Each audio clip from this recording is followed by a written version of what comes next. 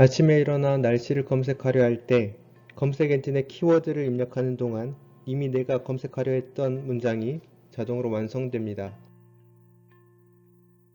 스마트폰에서 포털 뉴스를 확인합니다. 기사를 읽어 내려가면 바로 밑에 또 다른 추천 기사들이 기다리고 있습니다. 포털에 로그인을 하려 할 때 내 아이디가 보호조치되어 있습니다. 다른 이메일로 인증번호를 전송한 뒤에 인증을 하면 보호조치가 해제가 됩니다. 퇴근길에 내비게이션을 켜고 목적지를 입력하면 여러 경로 중 최적의 길로 안내를 시작합니다. 저녁 식사를 하기 위해 식당을 알아보면 거리와 리뷰 순으로 여러 식당들을 추천해줍니다. 잠들기 전 침대에 누워 유튜브 영상을 보다 보면 자동 재생 기능으로 이어지는 추천 영상들로 인해 10분 같은 1시간이 지나갑니다. 알고리즘은 아주 오래전 9세기 페르시아의 수학자인 무하마드 알콰리즈미의 이름에서 따온 말입니다. 알콰리즈미는 자신의 저서에서 정사각형을 대수적으로 어떻게 계산하는지 자세하게 설명합니다. 아라비아 숫자들이 있습니다. 알콰리즈미는 이러한 숫자들 뿐만 아니라 0이라는 숫자를 활용해 다양한 수학적 문제들을 해결합니다.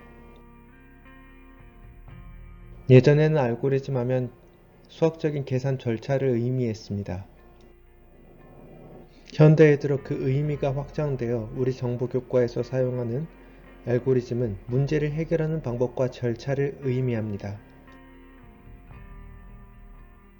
그리스의 남부에 크레타 섬이 있습니다. 크레타 섬은 미노타우루스 신화로 유명합니다. 어느 날 크레타 섬의 왕비가 미노타우루스를 낳게 됩니다.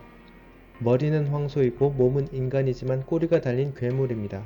이 미노타우루스를 어떻게 할지 신의 계시를 받아 이러한 미궁을 만들어서 가운데에 미노타우루스를 가두게 됩니다. 그때 당시 그리스 아테네에서 매년마다 올림픽을 개최했습니다. 크레타 섬의 왕자도 그 올림픽에 참여했는데요. 안타깝게도 크레타 섬의 왕자가 아테네 올림픽에서 죽습니다.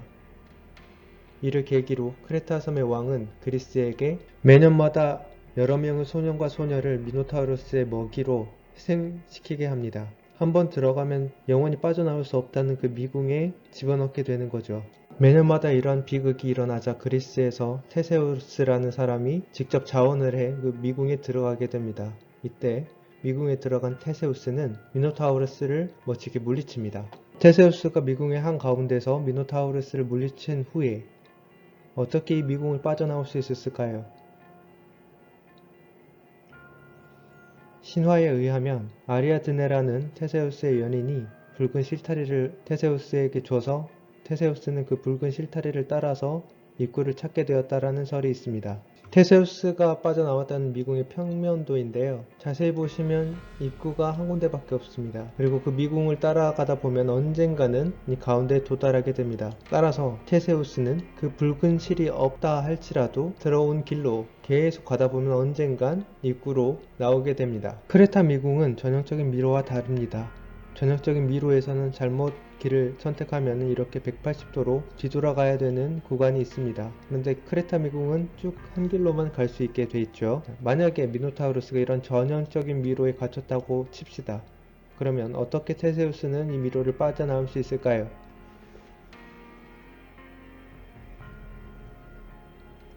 좌현법, 우현법이 있겠죠. 한마디로 왼쪽 손을 계속 벽면을 짚고 가다 보면 언젠가는 입구나 출구로 나올 방법이 있죠. 이렇게 얽혀있는 큐브를 초기 상태인 큐브로 맞추기 위해서는 어떻게 해야 할까요? 큐브 공식이라는 게 공개되었는데요. 1단계부터 7단계까지 여러가지 절차를 통해서 초기 상태인 큐브로 완성하는 알고리즘이 공개되었습니다. 이 알고리즘이 공개된 후로 큐브에 대한 인기가 더욱 많아졌는데요. 이렇게 큐브 대회가 열릴 만큼 알고리즘이 공개되자마자 큐브에 대한 인기가 많아졌습니다. 유튜브의 메인 화면입니다. 나의 관심사가 반영된 내가 보고 싶어하는 영상들을 이렇게 추천을 해줍니다. 유튜브의 최고 상품 담당자인 닐 모한이라는 사람이 인터뷰를 했는데요. 이 추천 알고리즘에 의해서 비디오 시청 시간을 20배 이상 늘렸다라는 인터뷰를 하게 됩니다. 그렇다면 그 유튜브 알고리즘의 원리는 무엇일까요? 유튜브 알고리즘은 협업 필터링과 콘텐츠 기반 필터링을 기반으로 다음 볼 영상을 추천을 해줍니다. 첫 번째 협업 필터링은 동일한 나이대의 유저들이 본 영상을 추천을 해주는 것이 협업 필터링입니다. 두 번째 콘텐츠 기반 필터링은 내가 본 영상과 아주 비슷한 제목을 가진 영상 혹은 그 내용이 유사한 영상을 추천해주는 것이 바로 콘텐츠 기반 필터링입니다. 이런 두 가지 원리를 이용하여 유튜브는 여러분에게 다음 볼 영상을 추천해 주는 것입니다. 여기 1부터 10까지 더하는 문제가 있습니다. 이 문제에 대한 답은 무엇일까요?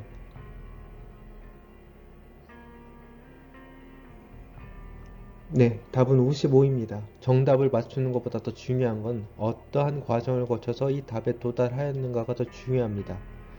만약에 1 더하기 2 더하기 3 더하기 4 더하기 5 더하기 이걸 순차적으로 진행을 했다라면 효율적이지 못한 방법일 수 있습니다. 물론 컴퓨터라면은 이게 10이 됐던 1000이 됐던 억이 됐던 10억이 됐든 아주 단시간에 계산을 할 겁니다. 그것보다 더 효율적인 방법이 있다면 컴퓨터 또한 더 빠른 시간 내에 효과적으로 문제를 해결할 수 있을 것입니다. 만약에 1부터 10까지 더하는 방법을 이런 식으로 계산을 했다면 보다 효과적이겠죠. 맨 첫 번째 숫자인 1과 끝자리 숫자인 10을 더합니다. 합이 11입니다.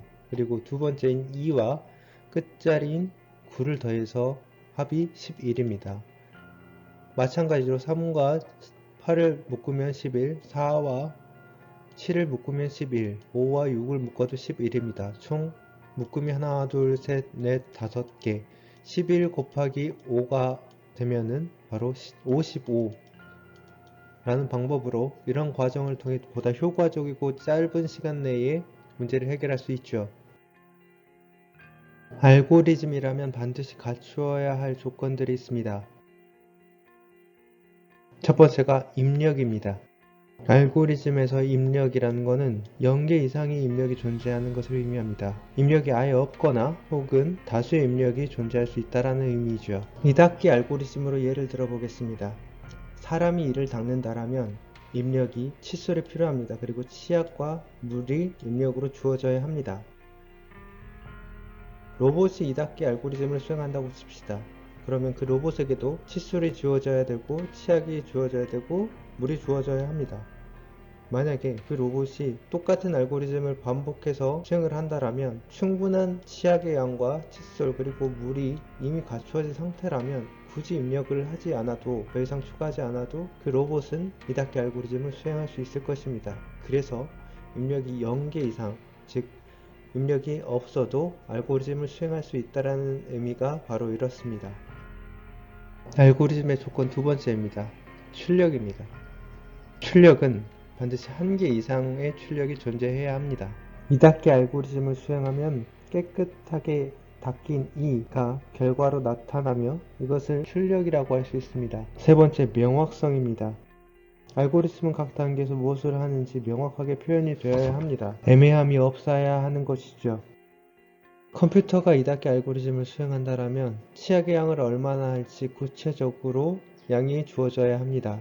뿐만 아니라 칫솔질의 순서, 칫솔질의 횟수 등이 명확하게 설명이 되어야 합니다. 어떤 이부터 닦는지, 바깥쪽부터 닦는지 안쪽부터 닦는지를 정한 후에 바깥쪽으로 닦는다면 어떻게 닦아야 하는지, 칫솔을 회전시켜야 되면 얼마나 회전을 시켜야 되며 각도를 몇으로 하며 몇 번 반복해야 되는지까지 명확하게 명시되어야 합니다.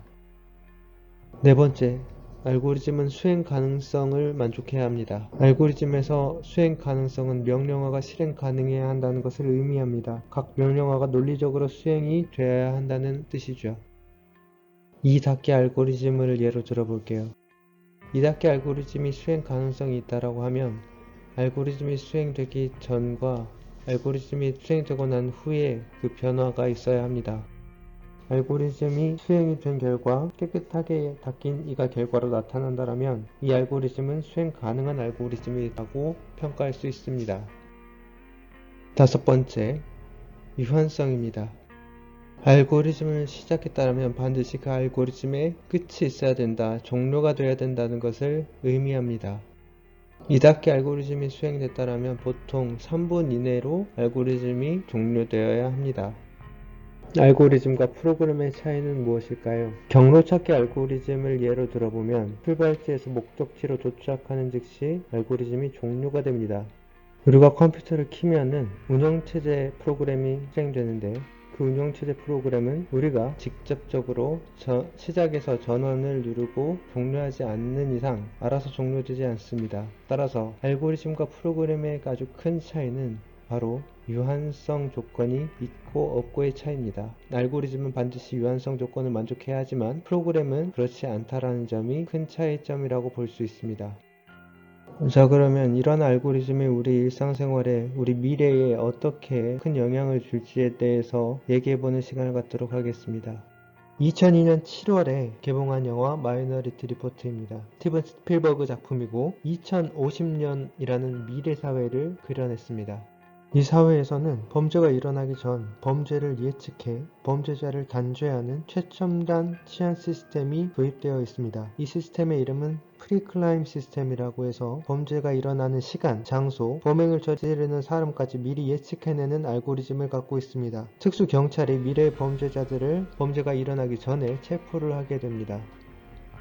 이 영화에 나오는 컴퓨터 시스템의 알고리즘은 사람의 특정한 기준으로 구분을 합니다. 이 사람이 미래의 범죄를 일으킬지 아니면 일으키지 않을지를 자신이 가지고 있는 기준으로 구분을 하게 되죠.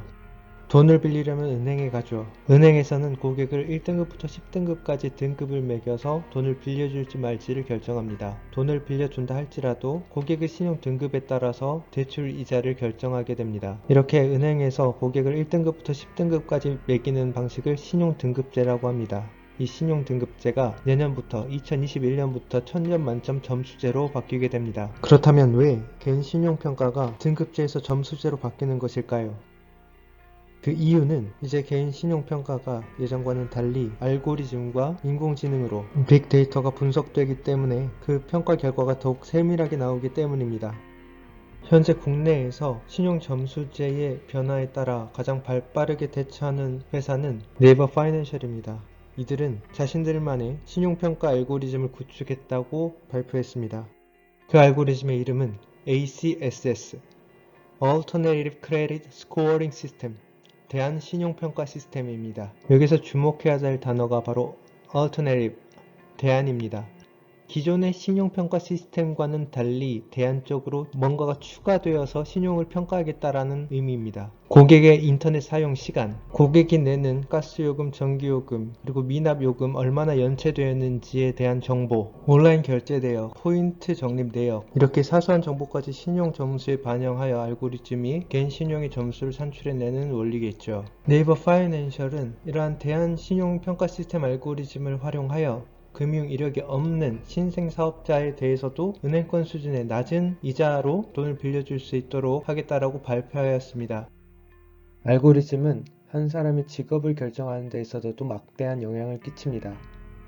몇 년 전부터 AI 영상 면접을 다양한 기업들이 실시하고 있습니다. 면접자가 카메라 앞에서 면접을 하면은 성격의 특성, 머리 움직임, 시선 처리, 음성 크기, 표정 변화 등 다양한 요소들을 판별하여 그 사람의 점수를 수치화합니다. AI 면접 알고리즘을 활용하는 기업들이 점점 늘어나고 있습니다. 이 영상을 보면 여러분이 취업을 할 때쯤에는 이 AI 면접이 확대될 것으로 예측됩니다. 비단 취업에서 뿐만 아니라 입시에서도 AI 면접이 도입이 되고 있습니다. 내년부터 2021학년부터 사관학교 입시 요강에 AI 면접이 도입이 됩니다. 따라서 1차 테스트를 거친 후에 반드시 AI 면접을 실시하도록 되어 있습니다. 알고리즘이 사람을 특정한 기준으로 구분하게 되는 것이죠. 이 사람은 합격할 사람, 이 사람은 불합격자. 대량 살상 수학 무기.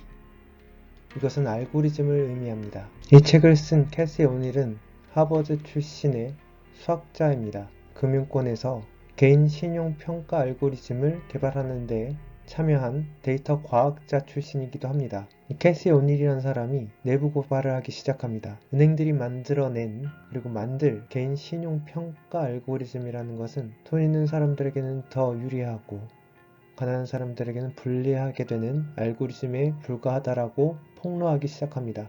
캐시 오닐은 알고리즘을 이렇게 정의합니다. Algorithms are opinions embedded in code. 번역하자면 프로그래밍 코드에 담긴 의견을 의미합니다. 알고리즘을 만드는 사람이 어떠한 가치관과 생각을 가지고 알고리즘을 만들었느냐에 따라서 그 알고리즘으로 평가받는 사람들의 점수가 달라질 수 있다는 점을 주장하고 있습니다. 이러한 알고리즘에 대한 평가 방식이 공정하지 않을 수도 있다는 점을 강조하고 있는 것이죠. 앞에서 우리는 알고리즘의 5가지 조건들에 대해서 배워봤습니다. 5가지 조건들 중에서도 이 명확성, 알고리즘의 각 단계는 명확하고 애매함이 없어야 한다. 신용평가 점수 알고리즘에 대해서 은행가들이 어떠한 기준으로 명확하게 알고리즘을 정의하느냐에 따라서 고객들의 신용 점수가 달라질 수 있습니다. 사관학교, 각 은행들이 어떠한 가치관과 기준으로 채용 알고리즘을 정의하느냐에 따라서 면접자들의 운명이 달라질 수 있습니다. 미래에는 알고리즘이 사람을 구분하는 것이 너무나 당연시되는 사회가 될지도 모르겠습니다. 그러한 사회에서는 알고리즘의 평가 결과가 너무나 당연하고 상식적이 될 수도 있겠죠. 그 결과에 의심하는 사람이 거의 없을 수도 있습니다. 다만 이것은 분명합니다. 그 알고리즘을 평가하는 데 있어서의 그 기준이 모든 사람들에게 납득될 수 있도록 공개되어야 함은 물론이고, 그런 알고리즘의 평가 기준을 결정하는 데 있어서도 사회적 합의가 충분히 이루어져야 한다는 점입니다. 그래야만이 비로소 그 알고리즘의 평가 결과에 대한 정당성이 부여되기 때문입니다.